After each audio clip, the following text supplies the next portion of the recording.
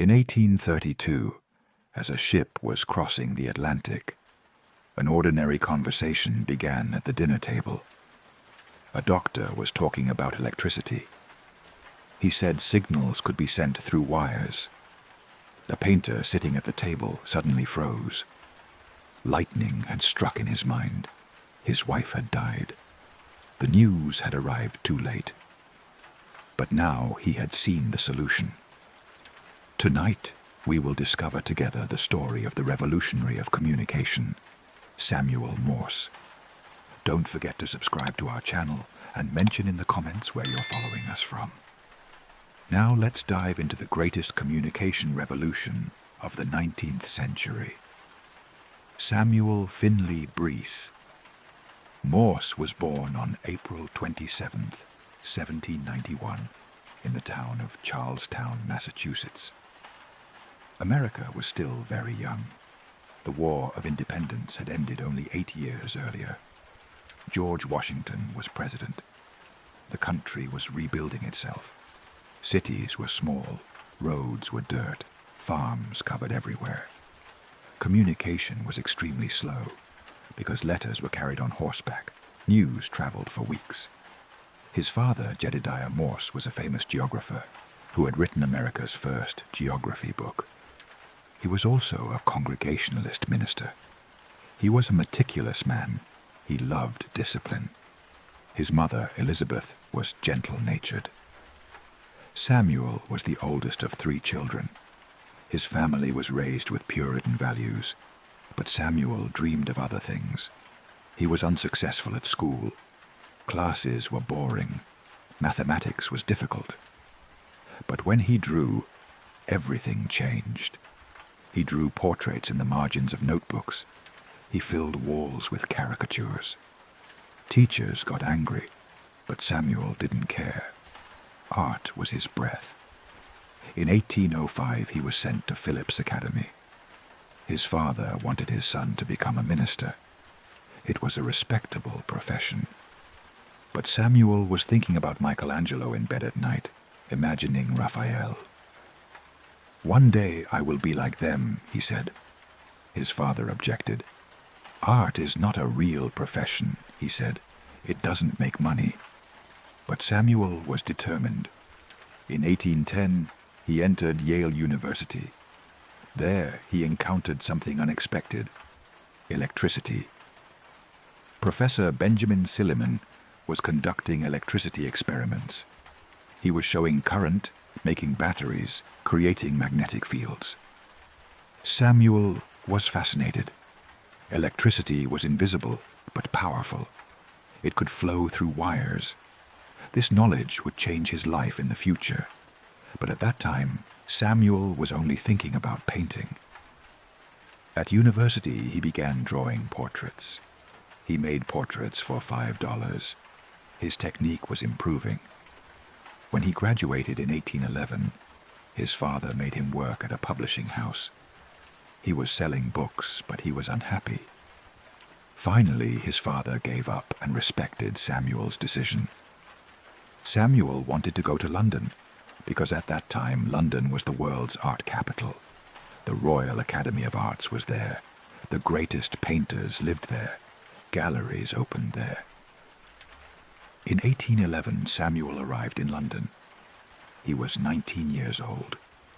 He had little money in his pocket, but big dreams.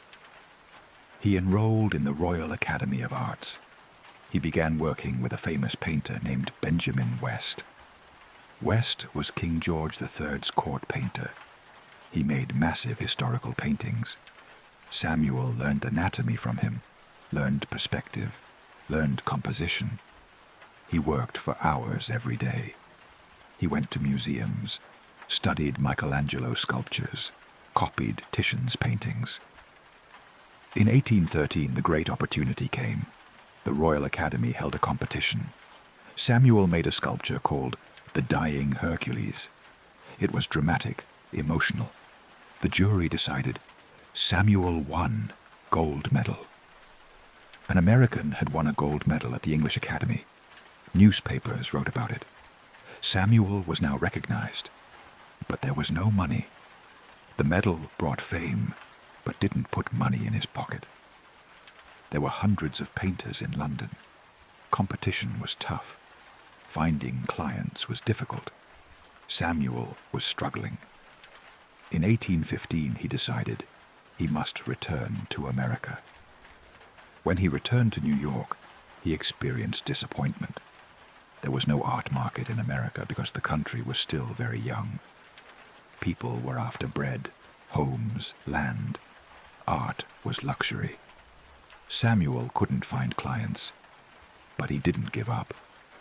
He began traveling from city to city: Boston, Charleston, Savannah. He made portraits for wealthy families. He painted mayors, drew merchants. In 1818, he married Lucretia Walker. She was a minister's daughter, a beautiful woman.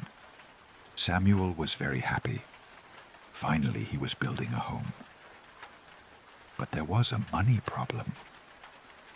Portrait painting brought in good money, but this wasn't Samuel's dream. He wanted to make great historical paintings, academic art. But the market only wanted portraits. In 1824, he made a big decision. He would make a massive painting about Lafayette's visit to the House of Representatives. More than 80 figures, all important politicians. If he sold this painting, he would be rich. The risk was great because he needed to work for months, and during this time he couldn't earn money. In February 1825, while working on his painting in Washington, a letter arrived from his father. Samuel opened the letter. His hands trembled. Lucretia died. Birth complications. Samuel collapsed. He went home immediately, but it was too late. Lucretia had already been buried. He couldn't even attend her funeral. This was the turning point of Samuel's life. Communication was too slow. The letter had taken days. If the news had come quickly, he could have been by her side. Maybe he could have saved her. Maybe he could have said goodbye. But he hadn't been given a chance. This was unjust. This must change. Despite his grief, Samuel returned to the painting. He finished it in 1826. It was a massive masterpiece, but no one bought it. Congress wasn't interested. The painting didn't sell. All the effort had been wasted. Samuel was devastated. He had 3 children, no money, debts. In 1829, he left his children with relatives. He went to Europe again. This time he was going for inspiration. Paris, Rome, Florence, Venice. He visited museums, saw cathedrals. But inside, he was empty. Art no longer gave him the old excitement. In October 1832, he left Paris. He was returning to New York on the ship Sully. At a dinner one evening, Dr. Charles Thomas Jackson began talking about electromagnetism. He was describing the latest discoveries. Electricity moved very fast through wires, could travel for kilometers. Samuel was listening. Suddenly, the lectures at Yale came to his mind. Professor Silliman's electricity experiments. Lightning struck in his mind. Can we send messages with electricity? Jackson hesitated. In theory, yes, he said. Samuel took out paper. He began drawing. He was using his painter skills because his hands had memory. Brushes that had danced on canvas for years were now making technical drawings. Wire, key, electromagnetic system. Every line was hope. Every calculation was a dream. The idea was becoming clear. If we can turn electricity on and off, we can send signals. Short signal, long signal. Dots and dashes. He was creating the world's simplest alphabet, but this alphabet would change the world. We can create a code. Letters can be represented with these codes. Messages can be sent. Instant communication. Throughout the ship journey, Samuel worked without stopping. He made drawings, made calculations, designed a system. Nights were sleepless, but his spirit was awake because a fire was burning inside him. This wasn't just an invention. This was a mission. He had lost his wife. He knew the pain. Now he would save the world from this pain. Other passengers were curious. What is this man doing? Is he crazy? Samuel didn't care. He had a vision. He had lost his wife because communication was slow. Now he was finding the solution, and nothing could stop him. When he arrived in New York, he told his friends something. One day, the whole world will hear about my invention. They looked skeptically. Samuel is a painter, not an electrical engineer. How will he invent the telegraph? But there was a determination in Samuel's eyes, because tragedy had transformed him. He was no longer just an artist who made beautiful paintings. He had become an inventor who would serve humanity. Samuel became a painting professor at New York University. The salary was small but stable. In his free time, he was working on the Telegraph. He had a small room at the university. He made it into a laboratory. He started with simple materials: old canvas stretchers, wooden pieces, wire, batteries. He had no money, but he was creative. This was a turning point for him, because the hands he had used for art for years were now working for science. The painter brain found different solutions to problems. Every mistake became a lesson. Every failure became a step. The first prototype was very primitive. A pen drew zigzags on paper. When electricity came, the pen moved. It was simple, but it worked. But a cipher was needed.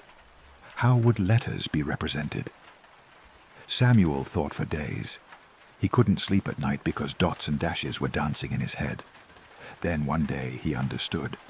Simplicity was power. Samuel developed a system. Dots and dashes. Short electrical signal dot. Long electrical signal dash. Each letter a different combination. A, dot dash. B, dash, dot dot dot. E just dot, because it was the most used letter in English and would save time. It was simple but genius, because simplicity was universal. The Morse alphabet was being born, and this alphabet would transcend language barriers, unite continents. There were problems. The electrical signal was weak, could only go a few meters. Samuel designed relay systems. At each station, the signal would be strengthened. Thus, it could be sent infinite distances. In 1835, the first successful test. He sent a signal within the room. It worked, but no one cared. He showed it to friends. Interesting, they said, but they didn't invest. In 1836, Leonard Gale helped. He was an electromagnetism expert. He looked at Samuel's system, suggested improvements: stronger battery, more wire winding, better electromagnet. The system improved. A young inventor named Alfred Vail joined the project. His family was wealthy. They had an iron factory. Vail provided money, provided a workshop. A 3-person team was formed: Morse the visionary, Gale the scientist, Vail the engineer. They worked for months. They made prototypes, tested, improved. In 1838, the system was ready. Messages were transmitted cleanly. The Morse alphabet was working. Now they could present it to Congress. Samuel requested support from the government. He demonstrated the telegraph. Some politicians were interested. Some were skeptical. Does this really work? Is it fraud? Congress couldn't decide. Samuel was disappointed. The years 1838 to 1842 were terrible. Congress still wasn't deciding. There was no money. Samuel went to Europe, England, France, Russia. He tried to get patents, presented to governments. He went door to door, toured parlor to parlor. But everywhere he got the same answer. No one took him seriously. Telegraph systems already exist, they said. We use semaphore towers, they said. This put him in a very difficult situation because he was penniless, homeless, without support. But he never gave up because he knew one thing. Lucretia's memory gave him strength. He was fighting for her. He was fighting for the world.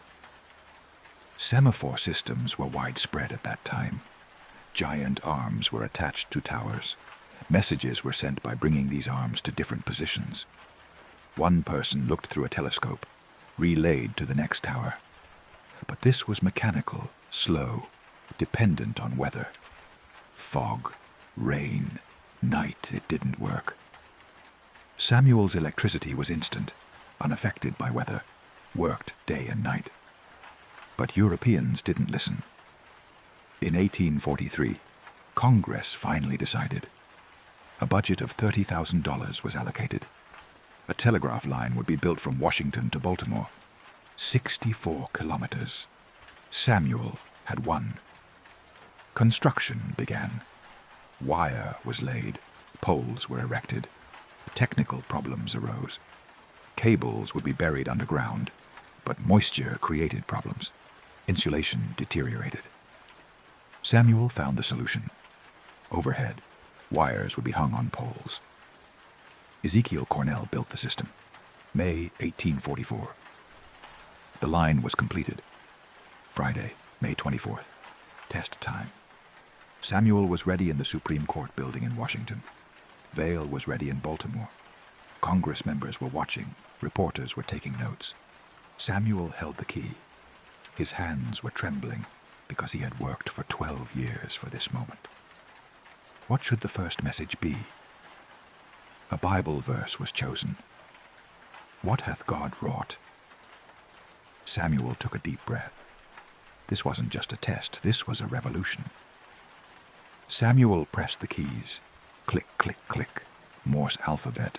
Dots and dashes. Years of labor, tears, sleepless nights were echoing in these sounds.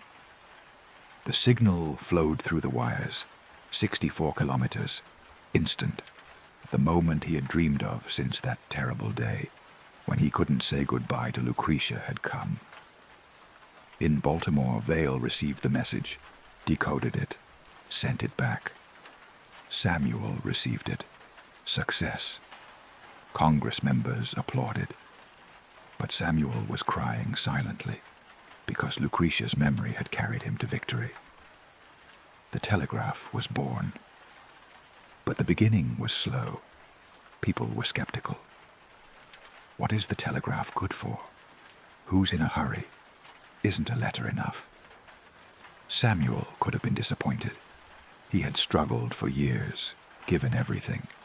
But now his invention was met with indifference. This put him in a difficult situation. But he never gave up because he knew one thing. True value is understood with time. Finally, the first practical use came in the fall of 1844. There was a Democratic Party convention in Baltimore. The result was sent to Washington by telegraph. Newspapers immediately printed it. People were amazed. How did the news come so fast? The telegraph worked. In 1845, private companies began building telegraph lines. New York, Philadelphia, Boston, Albany. Cities were connecting to each other. By 1850, there were 12,000 miles of telegraph lines in America.